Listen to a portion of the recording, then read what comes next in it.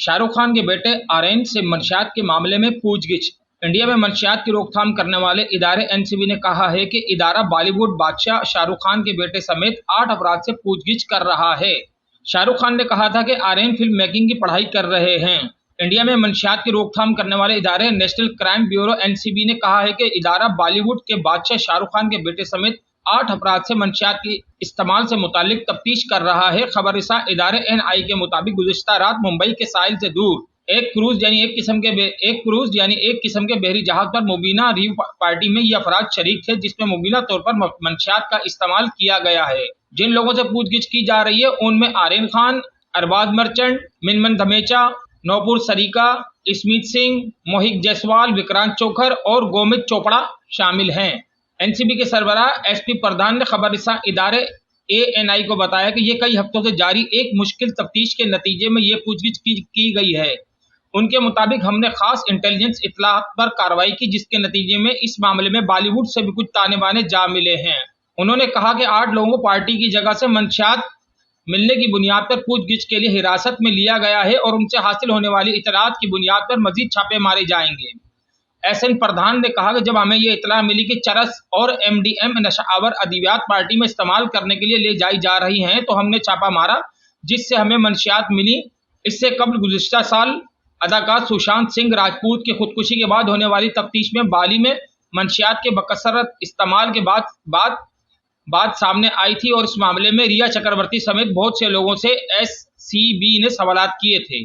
जिन बॉलीवुड फनकारों से सवाल किए गए उनमें मारूफ अदाकारा दीपिका पाडुकोण के अलावा राकुल प्रीत, शरुति मूदी और फैशन डिजाइनर सेम्यून खमटा शामिल है। इस वक्त ईवाने बाला यानी राज्यसभा में समाजवादी पार्टी के रुकन पार्लिमान और साबिक अदाकारा जिया बच्चन ने कहा कि कुछ लोगों की वजह से पूरी सनत की छवि खराब हो सकती है।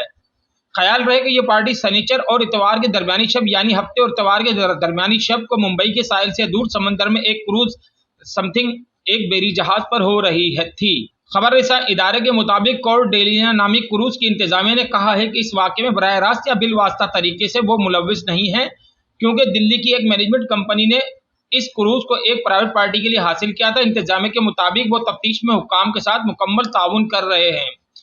आर्यन खान पर अभी कोई इल्जाम नहीं।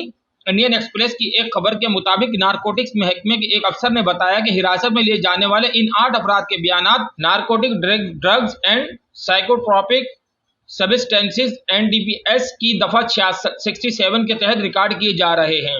एक अफसर ने बताया कि आर्यन खान से पूछगिछ हो रही है, लेकिन उन पर अभी कोई इल्जाम आयद नहीं किया गया है।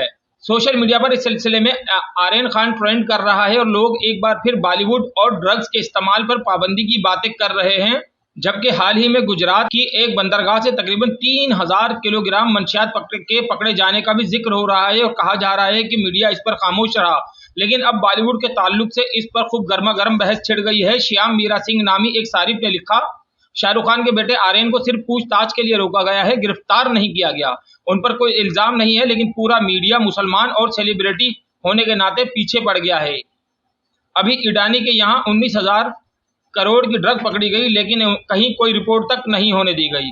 मिलते हैं नेक्स्ट ब्रेकिंग न्यूज के साथ। रहिएगा उर्दू न्यूज टीवी के साथ। अल्लाह हाफिज।